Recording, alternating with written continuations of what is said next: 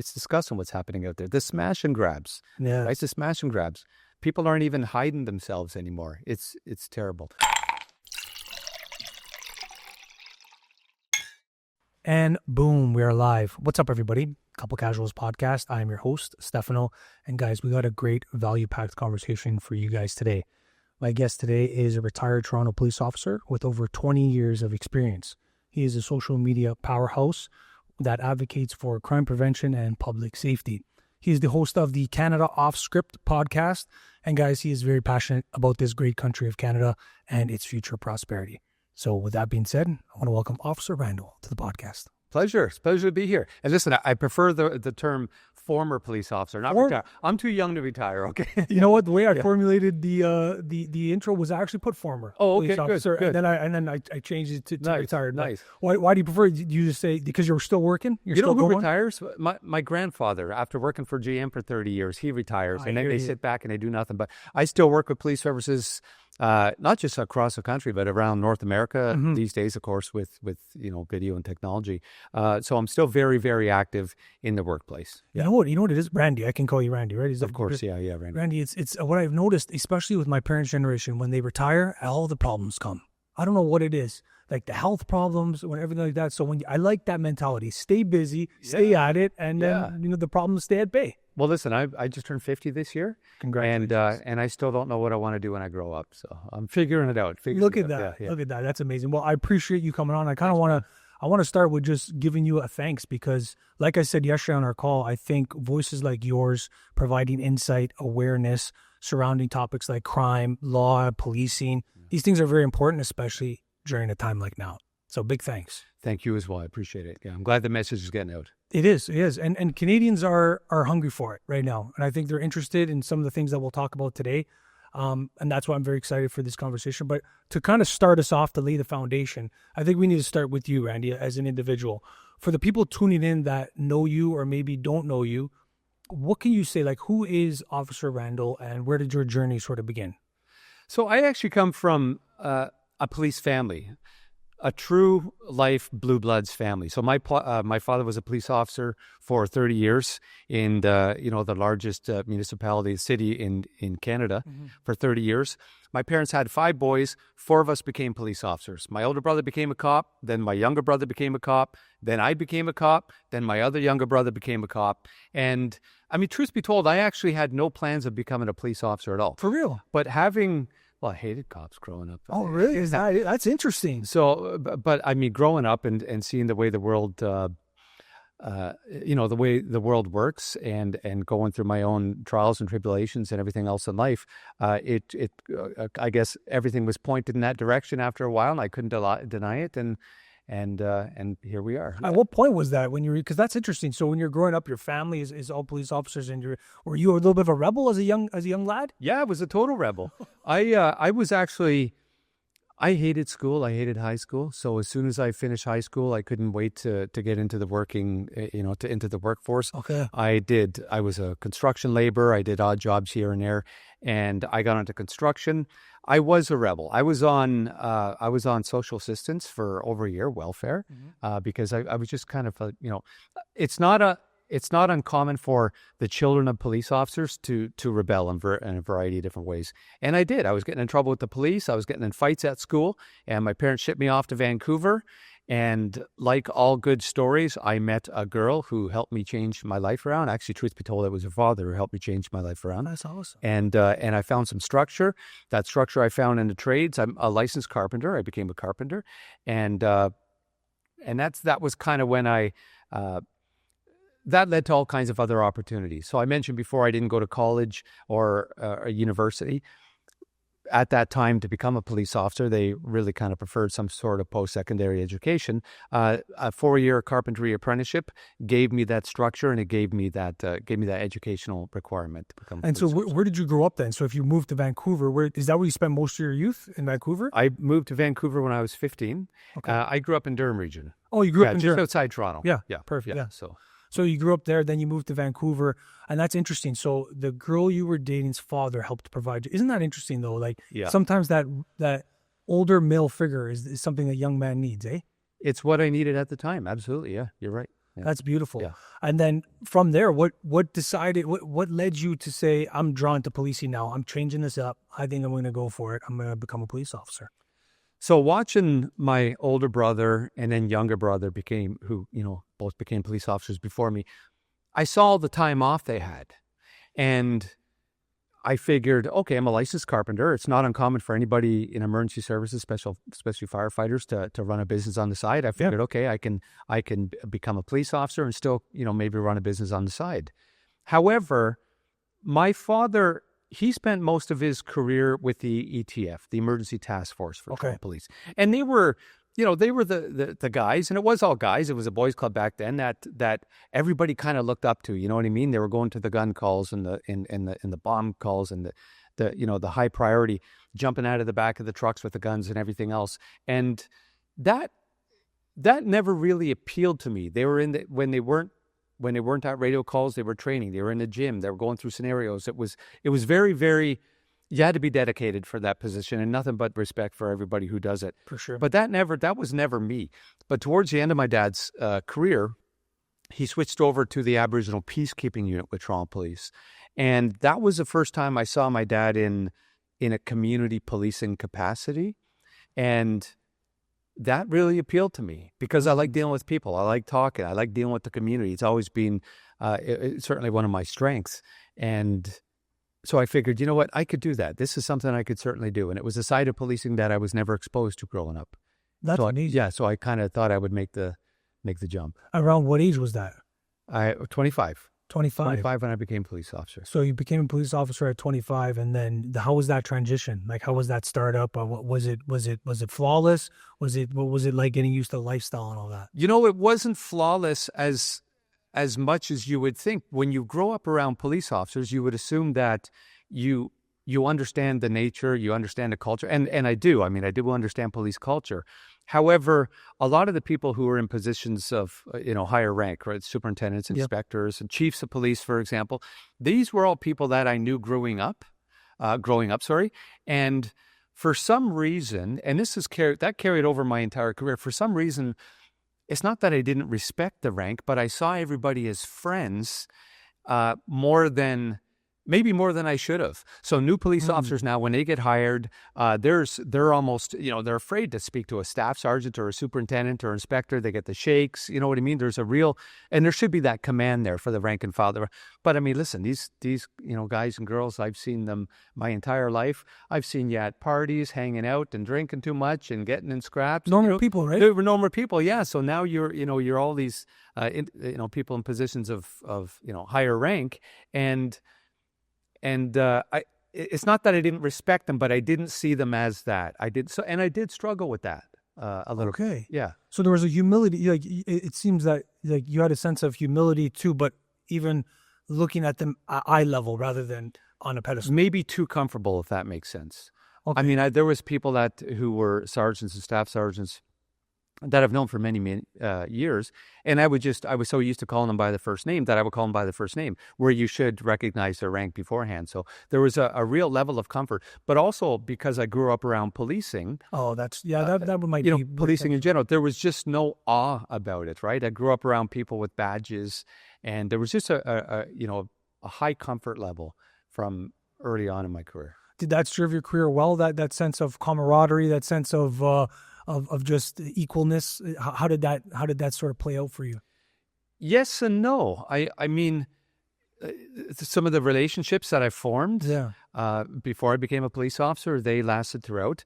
But being too comfortable can also get you in a little bit of trouble. Do you know what I mean? There's a lot of officers who really, and they've earned that respect. They've earned the right to, to be recognized for the rank and everything else. And I never reached that level with them. I never reached that level. So yeah, it was good for me, but it was also, it could work against me as well. I understand. I can see how that sort of works out. But all said and done, you over 20 years, right? Active as a police officer? Over 20 years, yeah. That is amazing. Congratulations. Thank you. A serious milestone, and that's something to be very proud of, even considering the fact that you weren't interested at first, but life took you on a spin, and then you eventually was. So that's beautiful to know. Appreciate it. Looking back at it, is there something that because I want to talk about a little bit about policing modern day and stuff like that. But Yeah. looking at your career, is there something that you're most proud of? Like, I know it's a little bit of a cliche question, but I have to. 20 years is quite an accomplishment. Is there something that sticks out to you? What are you most proud of when you look back at it? Definitely the relationships in the community. And listen, that sounds as cliche as a question, but it would have to be the relationships in the community. And, you know, I'm known as, across all my social media platforms, as Officer Arsenault. And people refer to me as Officer Arsenault. When I was leaving policing, or when I was transitioning into other things, I asked a question online. I need to change my social media handles. What do you think? I'm looking for ideas. And 100% of the people who responded said, no, what's the matter with you? You're Officer Arsenault. That's how, and I've known a lot of these, I say kids, some of them are taller than me, but I've known them their entire lives, 20 years. And, you know, working in Scarborough, I was born in Scarborough. I policed in Scarborough my entire career, and they've always known me as Officer Arsenault. So I decided just to kind of, you know, go with it. But definitely what I'm most proud of is the relationships with the community that continue to this day. And I have, you know, I mentioned earlier, I still don't know what I want to do when I grow up, but I'm very lucky to be in a position now where I work with different agencies, and I'm able to contribute to different, agencies, organizations in a variety of different ways. So I still continue to work with a lot of these community organizations, community leaders, a lot of the youth Is it the youth specifically that you feel connected with, or like that it's rewarding? Is it the youth? Is it seeing like a young kid that you're able to influence or help in a certain way? What is it exactly? Yeah, and I gotta say, I wasn't. The most fulfilling part of my career started when I became a school resource officer. Do they still have those, by the way? No. And I think that was a mistake. They got rid of the school resource officer program. I think that was a mistake, and it needs to be brought back. However, there are some changes that I would like to see when they do bring it back, or if they do bring it back. But I got the most fulfillment from my career as a school resource officer when I took on that position. And I didn't expect that. My first school was a school in Scarborough. I won't mention the name. I don't want to bring any shame, because there's a lot of students who I'm very proud of that went to this school. But this school was kind of a last resort school. It was 70% behavioral at this school. So when you got in trouble at most other schools, either academically or you're getting in fights and scraps, this was the school that you were sent to. I'm familiar with it. So a lot of the students in the school were in trouble with the police, and again, were behavioral. Now, you could not apply to go to university from the school. It was considered a business and technical institute. You couldn't even apply for university. And because of that, a lot of these students were made to feel like they were failures. Because nowadays, if you're not aspiring for some sort of post-secondary education, whatever that is, if you're not going to university, if you're not specializing in something, it's almost as if society tells you that you're not going to go anywhere in life. Well, this was the entire school. I didn't go to college or university. I was a tradesperson. This was a trades school. So I was able to really connect with the youth, because I got in trouble. When I was in high school, I was in trouble. I was sent to an entire other province because I was getting in fights. I was skipping school. And I felt the way they felt in the school until, I was thankfully helped out by some, my ex-wife's father. However, so I felt a real connection with these students because I was in their position. So when I was able to tell them that, I'm a police officer now, but after high school, I didn't go to college. I didn't go to university. I went to trade school. I started, moving piles of lumber around, and then I started an apprenticeship. I worked with my hands. I was 20 years old, making $60,000 a year. And back then that was a lot of money. And that's what a lot of the youth, they want to hear. Do you know what I mean? They want to hear money. They want to be able to drive, a nice car with some spinners. And I would speak the language. And listen, I got in trouble. It's not that I didn't get in trouble. I got a hard time from some police back in the day. When I was in British Columbia, I got a hard time from police for no reason whatsoever. That always stuck with me. So to answer your question, I got a lot of fulfillment from being a school resource officer because I really felt a connection with the kids who were told that they probably aren't going to go anywhere in life, and this is it for them. They're plateauing now. You know what? We had a resource officer too in our high school, and what I like about it is it humanizes the police officer, especially in troubled areas. They often grow up thinking the police officer is the enemy, sort of thing, or they're fearful of them, like you beautifully articulated. But to have a police officer, especially like yourself, charismatic with a personality that can humanize the uniform, is so valuable. So, I'm happy that you brought that up, because I often wonder, why did they remove the resource officer from the school? Was it a cost issue? What was it exactly? There was very few incidents where the school police officer may have acted inappropriately. Listen, if you want to be a school resource officer, if you want to work in schools, especially with high school students, you need to check your ego at the door. You're going to get called out. You're going to hear things walking down the hallway. You're going to be tested. And if you have an ego, if you're at that point in your career where it's the law, it's black and white, listen, you're going to have a very, very hard time as a school police officer. However, it had to do, I would say it was strictly political. I would say it's 90% political. Makes sense. And oddly enough, when they were getting rid of the school resource officer program, I can speak to a lot of the principals that I worked with and I dealt with firsthand. Every single one of those principals actually tried to keep the program in the schools. Every single one. They liked it. So it became very obvious to me that it wasn't in their hands. It was at a higher level. It was at a higher level, whether it's a board or the province. It was very, very political, because every principal that I knew and that they worked with all advocated to keep the school resource officer program. That's the unfortunate part. Oftentimes we hear that it's things that are too political sometimes, and that's why they conclude or these things happen. It's unfortunate, and hopefully we see a return of it, because from a personal experience, I think it's very valuable. So I thought it was very valuable. And, I've heard all the arguments, and some of them are just absolute nonsense. Yeah, probably like they're scared. They're scared. They see the uniform. It's just ridiculous. Yeah. Or even just having a police car parked near the school is implying that it's a problem school. There's something going on. It's just absolute nonsense. The school resource officer program was an absolute success, and I think it was a mistake that they got rid of it. I agree. And now, last question about your career. Looking back on it, 20 plus years, again, so amazing. What would you say you learned about yourself, the community? And interesting to ask you this, what have you learned about criminals, patterns? What is it that you would identify, you would take away from your experience as a police officer? Everybody has a story, and we're not always in control of our story. We're not always in control of our destination.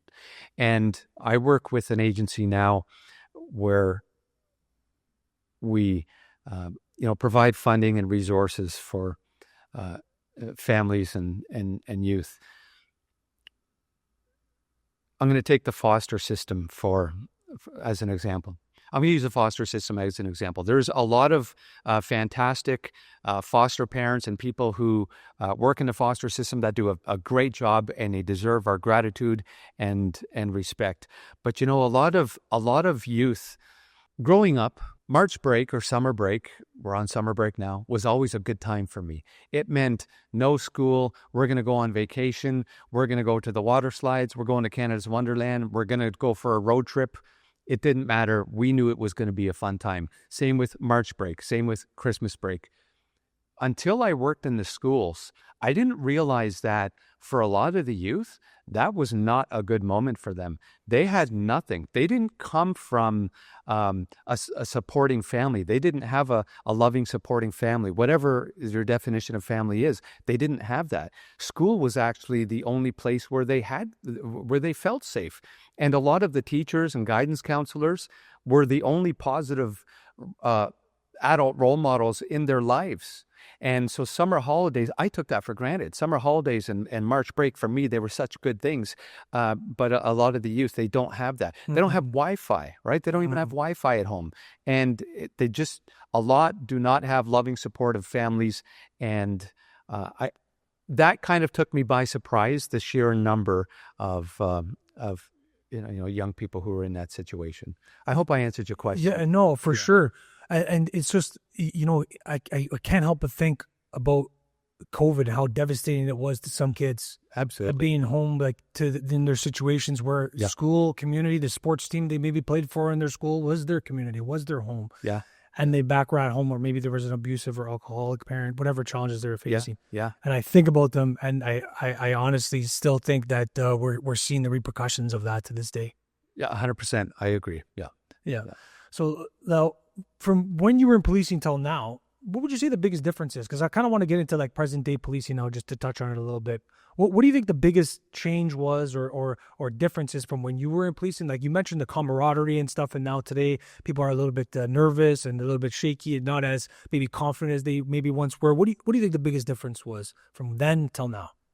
Well, technology has certainly changed policing, the way officers do their job. I used to be at my station, starting my shift in Scarborough, and we would be parading for duties and, writing down the details of the day in our memo book.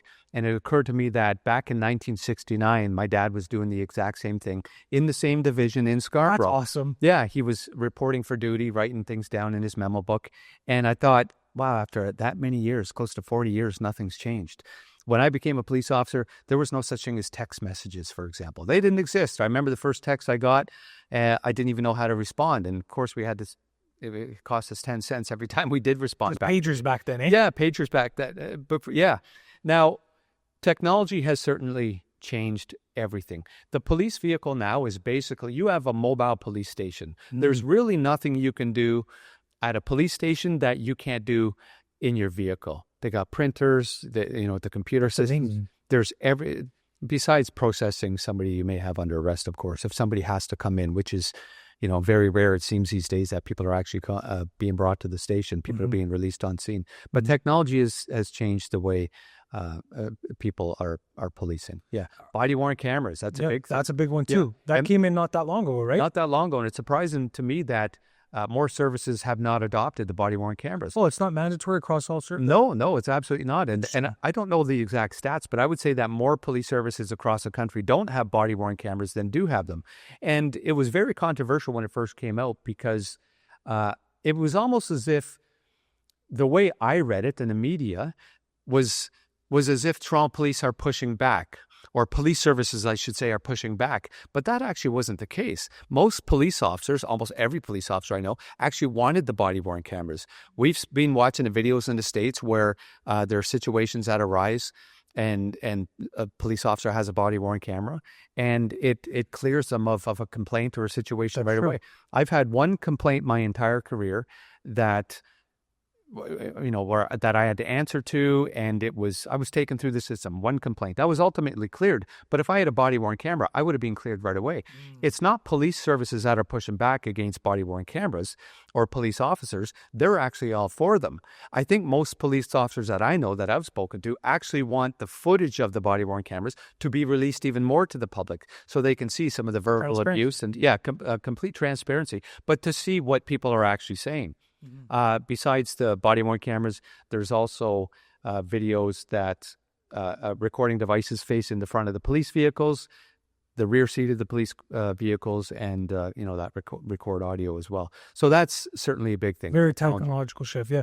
And to add to that point too, I think it protects the officer because there's often times, unfortunately, where people demonize the police officers, and we need to respect law enforcement and any first responder because they're the ones running into the buildings when everybody else is running out. It's a very honorable pursuit. So I have a tremendous amount of respect for police officers. Again, it's odd to me that Loblaws, Real Canadian Superstore, is providing body-worn cameras for some of their staff, the grocery staff, and even police officers don't have them yet. What the issue is, I've seen some of the same groups that have wanted police to wear body-worn cameras for many, many years, and they were pushing for them, now complain, some of the same groups complain that they're violating privacy, because of the body-worn cameras. But a lot of the issues come down to funding. Okay, we're talking about funding police departments.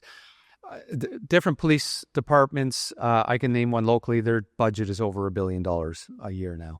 And it's constantly on the rise. But you know what? You want officers to have tasers, body-worn cameras. You want the vehicles to be equipped. These things cost money. It's not a question of how much the budget's raising, or how much the budget has been raised. What equipment do the police need? And if this equipment is necessary, then the budget is whatever it is. Listen, I'm not saying write a blank check, right? There has to be accountability, of course. But if something is required for the police and the public to keep everybody safe and can ultimately save hundreds of thousands, if not millions of dollars in investigations after the fact, then it's just a cost that is going to have to. It's short-term sacrifice for long-term reward. Yeah, it's beautifully said. Yeah, thank now, you. Modern day as well, like are people still eager to become police officers? I'm interested to get your opinion on that. Is there a recruitment issue? Is there resource issues? What's happening on that front? Police services right across the entire country are hiring. Now, from what I understand, and I won't blame this on me, but media certainly has a lot to do with it. Yeah, and when I say media, I'm not talking about mainstream media. A lot of times I'm talking about social media as well. For the first 10 years I was online, on Twitter and X and Instagram, I would receive thousands of direct messages on a yearly basis asking about the job, asking about the process, how to become a police officer. Everything was it was very positive. The past 5 years, there's been a huge switch. Now it's more along the lines of, is it still worth it to become a police officer? I heard this or I heard that, and maybe, I want to become a cop, but I heard this, right? There's all kinds of rumors out there, but it's not all rumors. I mean, people are watching, they're paying attention online, social media. They're seeing that the cops are getting a hard time.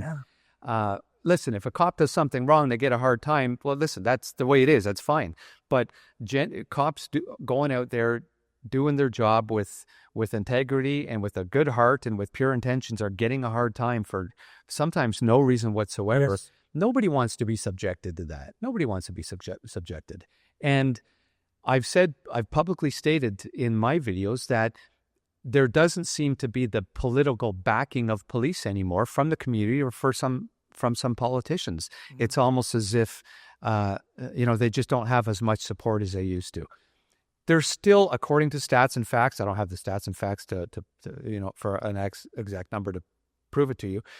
There's still, the majority of the public overwhelmingly supports police. Mm-hmm. However, there's a huge difference now, and that difference is felt online, and that difference is also felt with individuals who want to become a police officer. That is 100% right, and that's the unfortunate part, because like I said earlier, we need to respect the police officers, because most of them carry themselves with integrity. Absolutely. Yeah, 100%. And is there, this is where I kind of want to get into crime today, because there's been an uptake of crime. Crime has been on the rise, which we'll talk about now. And some report that the police officers sometimes take too long to get there or whatever it have be. Is this because the resources can't keep up with the increase in crime? From your perspective, what's exactly going on there? There's a variety of different reasons for that. I mentioned earlier how we were sitting parading for duty with maybe 20 police officers at the beginning of my shift. Back in 1969, my father was also parading for duty with 20 police officers on the beginning of the shift. I was doing it 30, 35, 40 years later. They're still doing it today. The population has quadrupled in that amount of time. That is true. Yeah. I would 100% say that, it's a lack of resources. Lack of resources to start. And then obviously now to discuss a little bit about crime, and we'll get into whatever I want to get your perspective on some things. Across the board in regards to violent crime, it's been on the rise with home invasions, automobile thefts, break and enters, you name it. Well, why wouldn't it be? They're criminals. They're not getting, what's to prevent them, right? So that's my question. Why do you think there's been such a rise in crime in Canada? They're laughing in the face of the criminal justice system. They're laughing in the face of the courts. Everybody's frustrated. When I say everybody, the public's frustrated and the police are frustrated. I don't understand why more politicians are not speaking out about this, but everybody is frustrated and saying that we need change. Now, I remember when the new bail conditions came into play, the new release conditions came into play. Bill C-75? Right. So back in 2019. I think it was 2019, yeah. It was like this overnight. So we would always bring people to the station for something that's called a show cause. If somebody committed a crime and there was any possibility that it would continue, they would be brought to the station. They'd be held on a show cause. They have to go to court. They have to explain to the judge. Mm-hmm. That all stopped. That all stopped overnight. We were releasing people on scene. All they had to do was promise, basically a promise to appear, promise that they wouldn't contact this person, attend this area, and we would release them on scene. But my partners and I at the time, I'm talking about police officers, partners, we were looking at each other because this didn't feel right. And we would call the station. We'd be talking to the detectives. We'd be talking to staff sergeants because it didn't feel right to release people on scene. Sometimes when the victims were also on scene, it just didn't feel right. So it was overnight. And that did not work. That was a mistake. It did not work. It needs to be fixed. It needs to be fixed immediately. I think, from what I understand, they're going to be looking at making changes to that in October. I hope the changes are drastic, but it needs to happen. What's to deter you from doing crime when there's absolutely no punishment? You can put cameras up. They'll look at the camera. They'll give you the finger. It doesn't matter. Even if they are caught. Yeah. It doesn't matter, right? It's just they're going to be out the next day and they're going to be on bail and they're going to break those conditions, the conditions that they promise to abide by while they're out on bail, and they'll do it time and time and time again. And victims are living in fear. And listen, it's disgusting what's happening out there. The smash and grabs, right? The smash and grabs. People aren't even hiding themselves anymore. It's terrible. Yeah, it's unfortunate. And, you know, voices like mine, voices like yours, voices like other people online are bringing awareness to this. Do you think that the media and our culture in itself, are we talking about it as much as we should? Do you think that only the social media kind of, how would you say, pundits or individuals are the ones covering it? Do you think the mainstream media should be covering it a bit more? What's your opinion on it? Yeah, I think the mainstream media should be covering it more. I have some friends in mainstream media who, do a great job. I love and respect. And they have been, I would say, muzzled. I would say muzzled. They may cover a story, but they won't get down to the root causes. They won't cover the root causes. And something else that's really important, you asked me a question about people who may want to become police officers. Right. It really affects your morale when you work very, very hard and you put your life in danger at times and you sacrifice time away from your family and friends because you're writing up warrants or you're working on special projects that may take weeks or months at a time, and you make these arrests that, these big busts that you see, they're covered on TV. But the next day, all these individuals are out. It's really hard on your morale. So as a police officer, how much are you supposed to give when really there's nothing being given back? And listen, cops are still giving it their all every day, and they deserve our respect, but it really affects your morale. That is a very interesting point. A lot of people don't think about that. Imagine you can use any other example. You're putting so much work in to be a soccer player and you can never get on the pitch. Whatever it is. We're working so hard to talk about these things, to bring awareness to us, and then the police officer with the boots on the ground are doing so much to make the arrest on the bad guys, doing what they set out to do, and then they have to release the same day oftentimes. I mentioned I was a carpenter. Even in Toronto, I can walk down these streets and I can look at some of the buildings that I worked on, and I have a huge sense of accomplishment. 35 years later, I have a huge sense of accomplishment with what I did. But with policing, when you work so hard and you're not getting those results, as human beings, we need that accomplishment. We need to feel like we're contributing, like we're needed, like we're wanted. And after a while, that can really play on you. For sure. And I've talked to many individuals on this podcast before, and they've often said, some former police officers too, that police officers are handicapped by the courts, the legislation, and the bail rules. And it's like, what are we going to do to fix this? And it's just unfortunate when I hear these stories over and over again. And it's just really sad. Yeah. Let's talk about the bail rules, though, because a lot of people, like Canadians, hear all the time, oh, this person's out on bail again. I don't really understand. From a police officer's perspective, what is exactly, like, to give it in layman's terms, what is happening with Bill C-75 and these bail rules that are affecting the country and the Canadian citizens that are very scared that they continue to see these criminals get over to reoffend? Yeah, so this is kind of a shameless plug, but my last YouTube video that I made, I talk about what is bail, what is probation, what is house arrest. Because people hear these terms all the time and they figure, okay, they're on bail, which means they have to behave themselves, or the person who posted bail is going to lose a lot of money, or they're going to lose something. Listen, this is Canada. That doesn't happen. Whoever posted bail, they're not losing anything. If I was to ask the average person, what does house arrest mean? They would think that, okay, the person did something bad. They need to be at home, maybe to work on a computer, so they have to stay at their house. They're on house arrest. Not at all.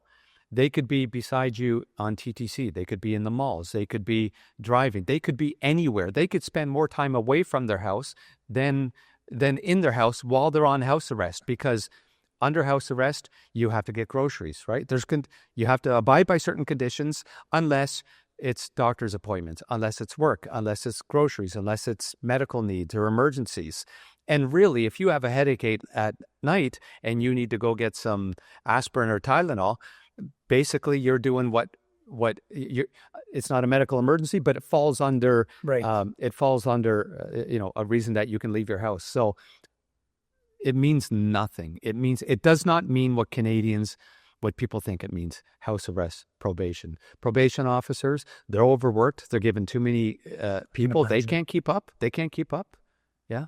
I can imagine. So for an average criminal commits a crime, how quickly can they, when you say they're out same day, like literally people are wondering, like, we literally mean they're arrested and then sometimes they don't even go to the station. They're just by the cruiser. Like if, let's say they catch somebody committing break and enter. Yeah. What happens in that situation like that? Okay. So good question. When you hear they're out the same day, it's usually the same hour, which means they may have been arrested. Same hour. And they're in the back of the police car while the officers are processing the paperwork, the release, and the person is taken out of the car. They're handcuffed. They're have to abide by these conditions. They sign and they're gone. It's not that they go to court or they go to the station or they go to a detention center and they're out the same day. They're out the same hour. They're released from the scene. That's right. They're not taken anywhere. They're released from the scene unless there's a real reason to believe that that somebody's life is in danger, for example, they're going to be released from the scene. However, having said that, we've seen too many times that there's been failures in the system where people have been injured, assaulted, or have lost their lives because of these conditions, because they followed the release conditions. This person promised to appear, or they promised to abide by these conditions, and a person ultimately ended up losing their lives, no matter how many warnings were given. And oftentimes, and you know this better than anybody, Randy, how many times do we see criminals committing crimes that are actually on bail? Like they're on bail. They're committing the same crimes that they're on bail for. Yeah, that's the crazy part. Like, what's the philosophy behind the legislation like Bill C-75? Good question. What's the philosophy? And we need to get those in charge of our safety in the hot seat, and they need to be asked. This last election that took place in Canada, I don't get too political with my own channels. However, I would state some facts and I would just let people know, listen, you have to ask these questions. Yeah. It's up to you to ask these questions and to put them in the hot seat. It's such a shame what happened this past election because it became focused on tariffs and it became focused on a relationship with the U.S. That a lot of these important issues, they weren't brought up, and people weren't questions. Some of the candidates weren't questions, but they weren't challenged on their answers that they gave as well. It's such a shame. Yeah, it's such a shame because that's the nitty gritty of what Canadians are experiencing every single day, and crime is one of them. And one of the things people are very scared about, especially in the Toronto and GTA, are these home invasions, automobile thefts that's happening, right? And I kind of want to get your perspective on some things. Why do you, maybe from self-defense perspective, because people wonder, what can I do to protect my house and family? So what can Canadians do to protect their home and families? Obviously trying to abide by the rules and regulations and do things legally. What would you recommend to Canadians? Well, listen, you certainly can in Canada. You are allowed to legally defend yourself and defend your family and everything else. Now, we don't have Castle Doctrine or stand your ground laws like they do in the Would you be in support of something like Castle Doctrine? What's your thoughts on it, right? Variation, I absolutely would be. Yes, sure. Absolutely. Yeah. What can Canadians do to protect their house and families? You absolutely can defend and protect yourself and family, even use force. However, in Canada, you may bankrupt yourself. You may go bankrupt just defending yourself after the fact. It's not clearly stated enough. It's not clearly stated. That's what the U.S. has. And that's what Canada's missing. Now, me just saying that, people will take that, okay, so you think we should be more like the U.S. and everybody should be carrying firearms? I'm not saying that at all. But we need updated laws. Our laws need to be fixed. Yeah, it needs to be a little bit more clear because there's a situation that happens all the time, especially in Vaughan recently, where a legal gun owner discharged his firearm and he was arrested along with the criminals. It's very ironic on how the homeowner is going in the cruiser with the criminals that were trying to break into his house. So in regards to self-defense, it's reasonable force in accordance to what the criminal is presenting. Is that what it is? Right. And of course, that's what gets people into trouble, and that's what's open to interpretation. Now, I'm just going to use a very basic example. I walked into this building an hour ago. If somebody was to start a fight with me or try to rob me before I came into this building, I have the right to defend myself. And of course, I got no problem going hands up, and I will defend myself. And if something happened and that person was on the ground, I won. They're on the ground for whatever reason. But then I continue to, kick. Well, that's not self-defense anymore, is it? And that's reasonable. Right. And that's reasonable. It's difficult if somebody is to break into your home and they have a shovel. What's the homeowner supposed to do? Right? Yeah. It's not clear, right? It's not clear. Listen, the fact is they're in your house and they shouldn't be there, and you don't know what their motive is. You don't. And if you're, I'll use myself an example. If I'm the father of the house and something happens to me, I get knocked out or I'm taken out of commission, you don't know what's going to happen to the rest of your family. Yes. Right? And your family doesn't know. If it's up to me to protect them and I'm out, well then, listen, I'm probably going to take things to the next level. And something else I've talked about in the past is the majority of people haven't trained physically. They're not trained fighters. It's true. Right? It's true. You look like you're a trained fighter. Yeah. I take it seriously. Okay. I've been training for a while. It's important, right? The average person has not been in a stressful enough situation to know how they're going to react when somebody tries to take their life or is going to do harm for them. People black out. They snap. You don't know what you're going to do. So in order to judge them and to expect them to be calm, cool, and collective in that moment when you're fighting somebody and you don't know what the outcome is, you don't know what their intentions are, you got children that you're responsible for, to expect that person to be calm, cool, and collective, I think is unreasonable. Not to mention, it must be like it's likely in the middle of the night at 3 a.m. where they just rolled out of bed and they got to make this distinction of what is he presenting to me? Yeah. How can I come in equivalence to protect my house and family? You can't expect somebody to think along those lines in the heat of the moment. You just can't. And, oftentimes people watching this will say, well, I'll just, I'll ask questions later. And fair enough, safety is number one. But to your point, they will be dragged through the officers, exactly. The onus of the officers they'll have to make the arrest, right? If you were to do something to protect your family, right. that was aggressive, right? Something that's important is the officers are often, directed by detectives or the Crown, right? Yeah. So if they're not, and that arrest may happen instantaneously, or it might happen, days or weeks after. Later, yeah, once they investigate. But yeah, the officers are going to have to make that determination, or at least try to on scene. If it can't be done on scene, they're going to have to, conduct a full investigation. And it's a real shame. Now, you mentioned something really quick, and I just want to kind of put this out there, that most likely, we're talking about the home invasions now, are going to happen at nighttime when the family's sleeping, and you're heightened, you're upset. I don't know stats on this, but most break and enters happen during the daytime. And the reason why I'm mentioning this is with so many people working from home now, a lot of people are home when these break and enters happen. Now, a criminal suspect, usually, and after attending hundreds of break and enters, there's kind of a pattern there. They'll kick in the door, the front door, the back door. They go up to the master bedroom, because the master bedroom's usually where jewelry's kept and, valuables, and they'll go through and they run down. Sometimes they can get in and out of the house before the alarm even goes off if there's a 2-minute timer. Now, what if somebody is home now? What if what if somebody's working from home and this person runs up the door, up the stairs, and they've heard them, and now you're faced? Well, now that the person's working from home, now you're a witness. Do you know what I mean? Jeez. And the suspect panics because they don't want to witness, and the person working from home panics.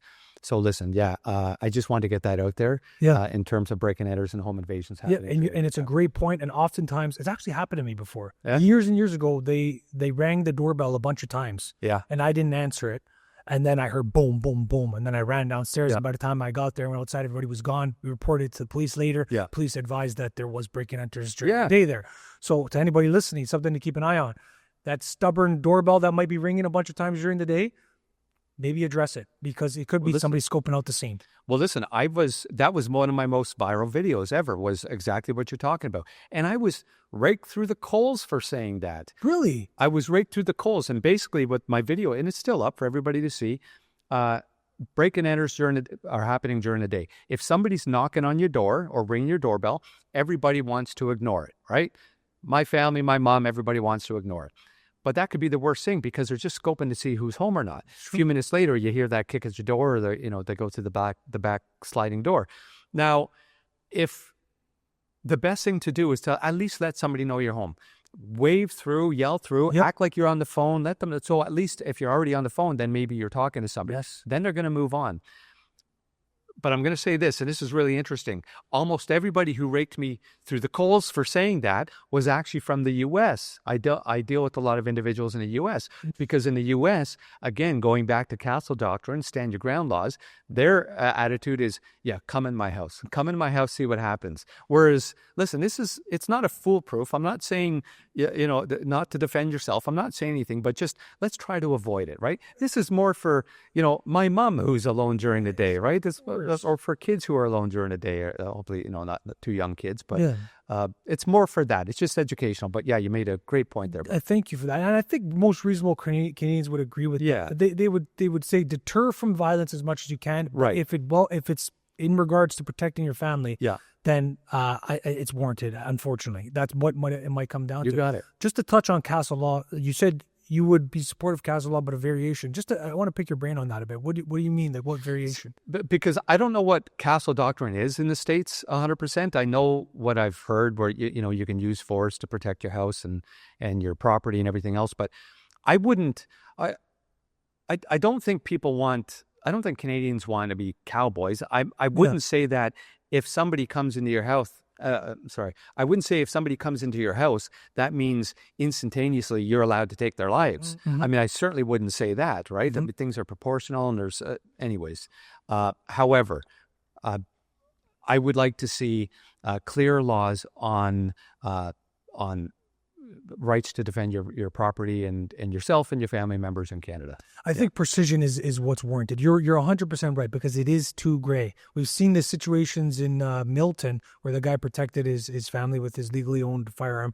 He was eventually acquitted, but he had to remortgage his house. That's it. He almost went bankrupt for protecting his family. Yeah. And listen, I think anybody out there would gladly go bankrupt to protect their family. One of the most common comments on my video is, I'd rather be judged by 12 than carried by 6. So many people say that online too. So many people. I never heard it until I've started talking about this stuff. I'd rather be judged by 12 than carried by 6. That's an interesting thing. Right.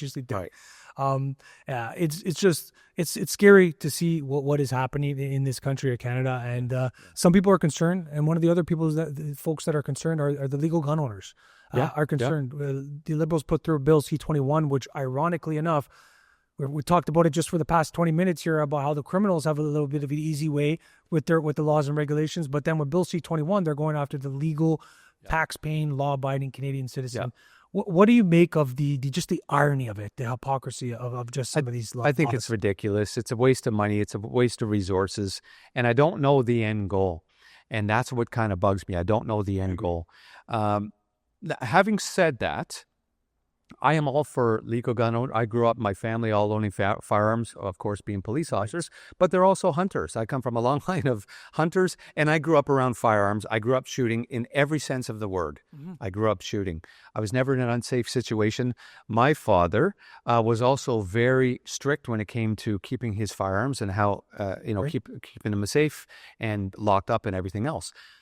That should absolutely happen. And I think when Canadians are, or maybe I'll just say when some politicians are talking about cracking down on legal gun owners, they're maybe hoping that most Canadians won't do their homework and realize that no, most legal gun owners, they're actually their firearms, they are kept safe, and they agree with keeping their firearms safe, and they don't want to being a legal gun owner doesn't mean you agree with open carry in public.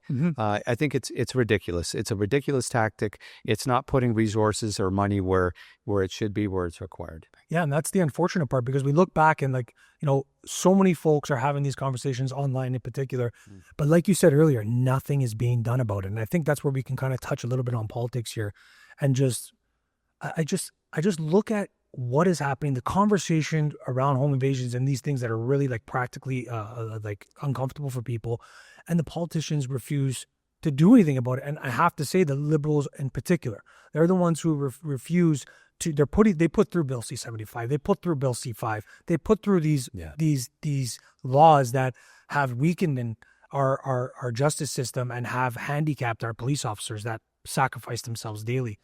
So how much does politics matter in the conversation of just the concerns that Canadians have? I posted a video a couple weeks ago where I was talking about home invasions, and my video ended up being flagged for review, and I had to take it down. Interesting. All I did was post things that the public has access to. All I did was post things that are out there for everybody to see. There was nothing illegal. I didn't give out any information, but even my video got flagged. Wow. What was the flag? Did it indicate what the warning was? Yeah, graphic. There was nothing graphic. You could hear a girl. This is a situation which didn't get nearly enough media attention, in my opinion, where there was a 6-year-old girl at home and you could hear her in the background screaming, and she was crying because there was a home invasion and from what was taking place inside the house. How are you supposed to get the message out there to politicians if that's what's being censored online? Now, I'm going to say proudly, I've been on social media a long time. I've spent, besides my career as a police officer, 5 years as Ontario Human Rights Commissioner, which is something I'm very proud of. Yes. And I have a lot of politicians following me and that I'm connected with online. Politicians from right across the country and all different levels, municipal, provincial, federal. Right. And I've started to kind of use my voice a little bit more to bring awareness to these issues. And I don't know how else to do it unless I'm really kind of posting and challenging online. It's such a fine line to walk because, I would say I think I have a trusted channel where people can come to my channel and, no matter what platform, they're going to realize that they're going to get some information and it's going to be balanced. Yes. Unbiased. However, like everybody else, I'm getting real tired of seeing what's happening. And I've been posting about police culture. I've been posting about, the police morale and the fact that officers are leaving in record numbers. And more than ever, I have officers reaching out to me now saying, brother, thank you so much. You're saying what we can't say. You're saying what we all think what we can't say. Or even some officers saying, listen, I followed you for years back in the day and you used to post a lot of community stuff. I didn't like what you're doing, but now I can see the change that's taken place. I was a big community, for sure, big on community. I was the first community engagement officer actually in Canada, in the country. And I was charged with or, detailed with building relationships, breaking down barriers, building bridges in new and unique ways. And that's what led to my role as that's what my school resource officer led to that role, because again, getting back to why I became a police officer, I like dealing with the community. Yeah. I like talking to people. And you're very good at it. So I appreciate it. Now, I don't know how else to get the message across to politicians unless it's online, unless it's through social media, and unless it's using my voice as somebody who's, and I say this humbly, has been able to establish, or gain a following of people who are in positions of power or authority, and I hate to use that word, who can make these changes. Sure. I'm just trying to do my part. And you know what? Unfortunately, it's accountability. That's all it is. And we vote for the politicians, and we should be able to cast our support and cast our criticism, in a respectful way. I oftentimes do it here. If the Liberal government were to do something that it was like, if they repealed Bill C-75, I would applaud them for that. Sure. I would, because unfortunately that is what's needed now. You ran the experiment. I don't understand the philosophy for it. I know there was a virtuous claim about the system and certain individuals that were frequently showing up and being arrested. I don't think it's successful, and I think Canadians would agree. Yeah. Do you think politics matters for individuals in Canada, and should Canadians be engaged with politics? Absolutely. Canadians should be engaged, and they need to be engaged. Having said that, it's up to Canadians to really kind of do the research, because we'll go back to this last election, this last election was about issues that came out of nowhere within a month. Which, by the way, they're not talking about as much as they did during that news cycle. Yeah. They came out of nowhere, and that became the focus. Everything else that was affecting Canadians for many, many years were now on the back burner. But if you don't feel safe in your community, if you don't feel safe to hop on a streetcar or to walk with your children in a park, that affects every aspect of their life. It's not going to matter if you have a nice car, if it's getting stolen or if it's getting keyed, or having a nice home if you're afraid of home invasions and you're living in fear all the time, or you're not going to travel. Feeling the importance of being safe, it overshadows everything. If you don't feel safe, you can't travel freely, you can't live freely, as we should, as we all have a right to. It drives me crazy. And there's a politician who actually used this term recently in one of their posts about somebody being in the wrong place at the wrong time because they were out enjoying themselves and they ended up losing their lives and being in the wrong place at the wrong time. They weren't in the wrong place at the wrong time. They're a free citizen enjoying the country. They were exactly where they should be, enjoying themselves. They weren't in the wrong place at the wrong time. That's and right. by saying that, you took the onus off the criminal, off the suspect. And applied it to the victim. And you applied it to the victim. Yeah. They were not in the wrong place at the wrong time. I couldn't agree more, Randy, honestly. Like, we pay a lot of taxes in this country. We love this country. Do we ever? Yes. And we care about this country.